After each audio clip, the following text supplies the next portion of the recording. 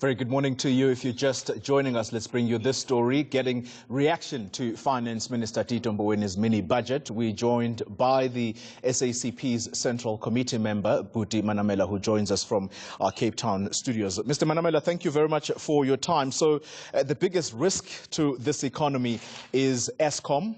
The financial support that will be rendered to that power utility will no longer be considered as spending money, but loans. How will this work in practice if Eskom is operating at a loss?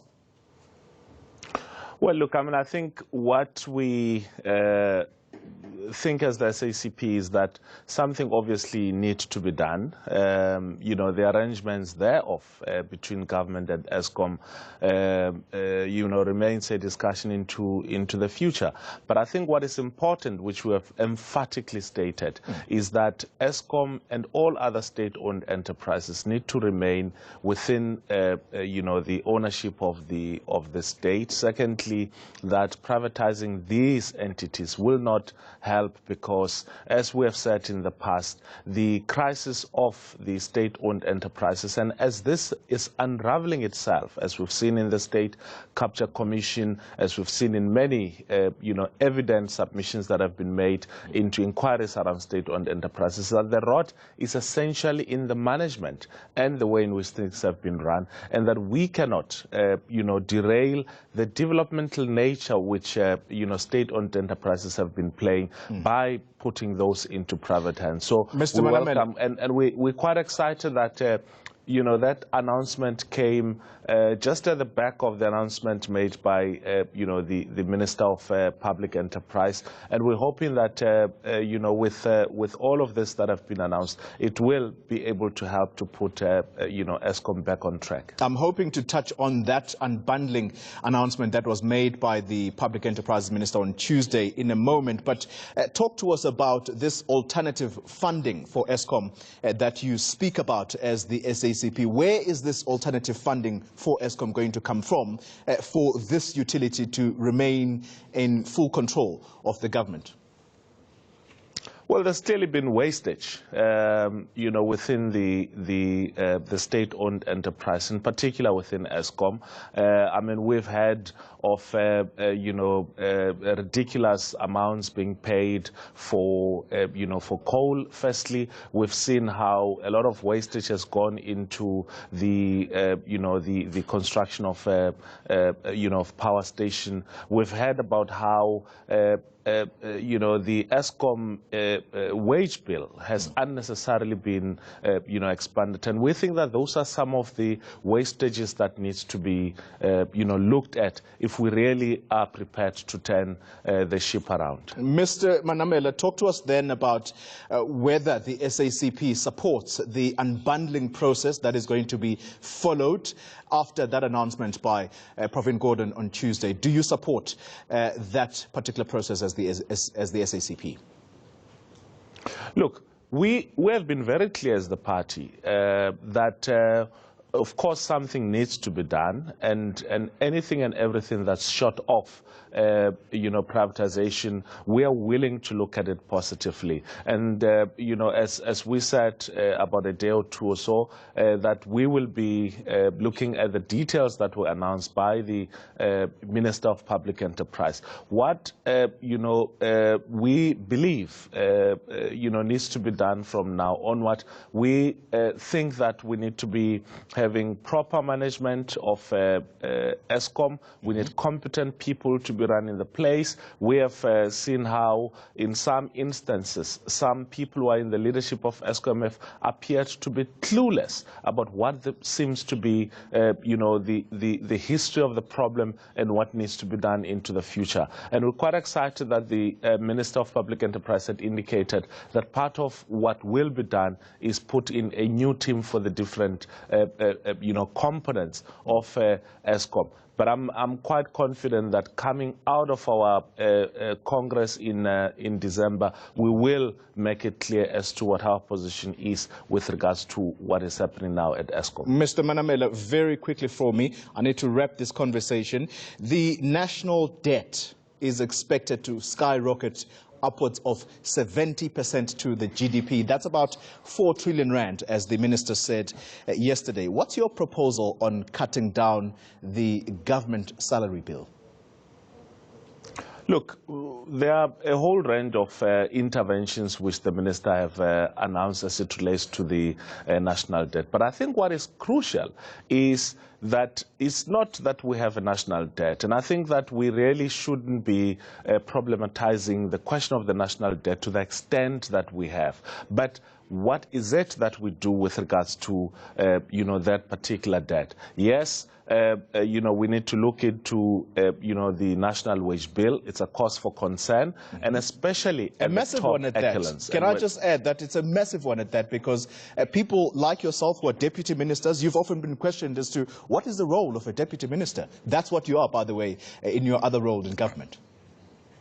Well, I mean, I think that's for the president to respond, because the president appoints ministers and deputy ministers. But I think the point is that we have to look at the salaries of government at an op, but also look at the kind of wastage that accompanies not only employees of government or public servants, but we also have to look at some of the other things that are being done, which exacerbates the national cost in general.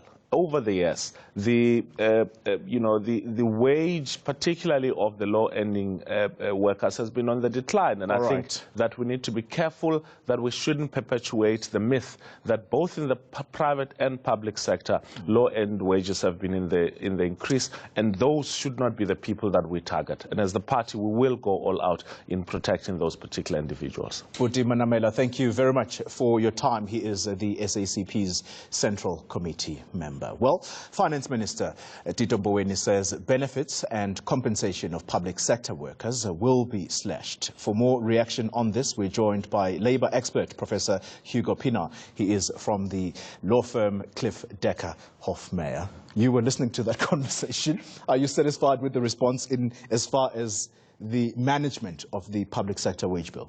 Well, isn't that exactly the problem we face, is that we need a social accord where we need the three parties, business, labour and government, to come together and find a solution. But of course, the reality is we overstaffed in the public sector. The other reality is that we've seen in other countries experiencing slow growth or no growth, they've implemented similar measures with sometimes great success. So undoubtedly, we have to do that. All parties have to make sacrifices, and it would be interesting to see how the private sector would react to this. But in principle, of course, this must happen.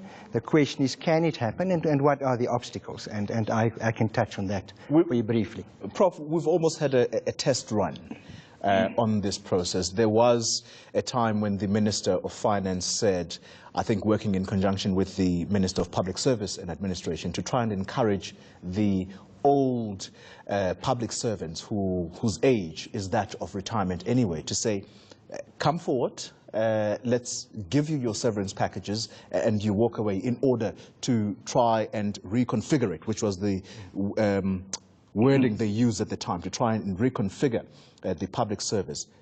It hasn't worked. No, and of course those are only one of the measures that they can or should implement. But of course any retrenchment has a huge impact on any employer's cash flow. And the same with government. We know that we're cash strapped. Can we really afford it? Can we afford to pay those severance packages? And probably not. But I mean, we also deal with principles. If you want to change somebody's conditions of employment, the remuneration forms part of that. In principle, you can't do that unilaterally. The second thing is that we have these wage agreements still running for the next 2 or 3 years. And those are collective agreements. So what are we going to do? Are we looking at wage freezes? Are we looking at moratorium on appointments? Of course we should do that. Apply attrition. But in principle, there's no right to an increase. But of course, here we have it captured in collective agreements. And those are the difficulties the minister will face. Prof, you've got to talk to us about the implications of this, the implications of a national debt that is ballooning and a wage bill that doesn't look like it is going to be going down anytime soon. The minister is merely talking about freezing the salary levels at where they are at the moment. Yes. The implications of this for the country. Well, let's look at what happened at the time when those increases were granted. This is what the media briefing said at the time. He said, the agreement commits government to amounts that significantly exceed the resources made available for compensation of employees in the 2018 budget. So despite that, they proceeded. So where we're at the moment is really the history that has brought us here. And now we need to be brave. And again, we must remember who's going to make sacrifices. In the private sector, I've seen several companies where management has not taken increases over a period of time now. But we still have the wage increases. And of course, you can't have an exploitation of labor. We have the lower paid employees already providing for 10 or more dependents. So it's not an easy call. But ultimately, where you see their countries have done this successfully and addressed it, where there was a proper social accord, unless those three parties get together and make this work, the minister and including Mr. Mboweni, they're all bound by those collective agreements. And it's an extremely difficult task ahead. But we need to be brave, and we need to say, either we make sacrifices. The current system is certainly not working. Mr. Mboweni said that. Moratoriums on appointments and wage freezes will not do it. We need to do more than that. Professor Hugo Pienaar, thank you very much for making the time to come and speak to us here. He is a labour law expert from law firm Cliff Decker Hofmeyr. On to